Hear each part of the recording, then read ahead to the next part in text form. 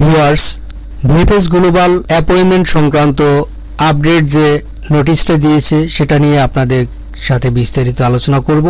এই নোটিশে বলা হয়েছে বাংলাদেশে ইতালি ভিসা আবেদনকারীদের জন্য আপডেট।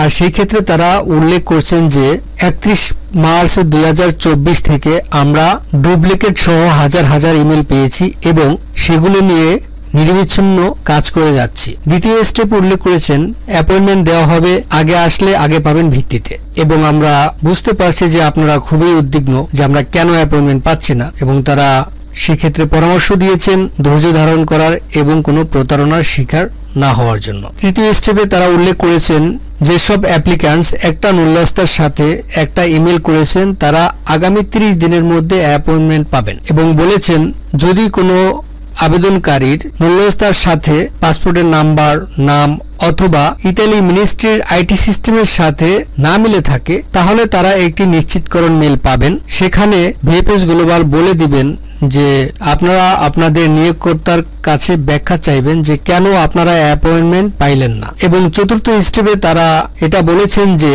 যদি কোনো আবেদনকারী নুল্লস্তা ইস্যু ডেটের তারিখ থেকে 6 মাসের মধ্যে ভিএফএস গ্লোবালে ইমেল করে থাকেন ওয়ার্ক ভিসা অ্যাপয়েন্টমেন্ট বুকিং এর জন্য, তাহলে তার নুল্লস্তার মেয়াদ কখনোই শেষ হবে না যতক্ষণ না পর্যন্ত ভিএফএস গ্লোবাল ইতালি এম্বাসি এটার প্রসেস কমপ্লিট করে। এবং তারা এই কথাটা অনেকবার উল্লেখ করেছেন 3-4টা নোটিশে। এটা বর্তমান সময়ের প্রেক্ষাপটে তারা নিয়মটা শিথিল করেছেন। সুতরাং আমি বলবো যে আপনারা কখনোই নুল্লস্তার মেয়াদ নিয়ে আর উদ্বিগ্ন হবেন না, দুশ্চিন্তা করবেন না। সাবস্ক্রাইব করে সাথেই থাকবেন। ধন্যবাদ সবাইকে।